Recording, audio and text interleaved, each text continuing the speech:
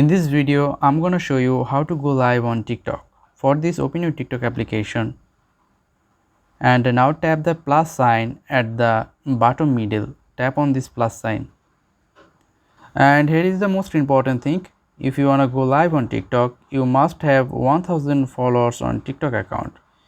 If you have 1000 followers on TikTok account, you will see a live button next to the camera button. I don't have 1000 followers on my TikTok account, that's why I don't have live button. If you have 1000 followers, then you must have the live button. Actually, it is an informative video. Hopefully the information you got from here will be useful to you. I hope you understand the full process. If you think this video is useful, please like this video, subscribe to the channel, and see you in the next video. Till then, take care.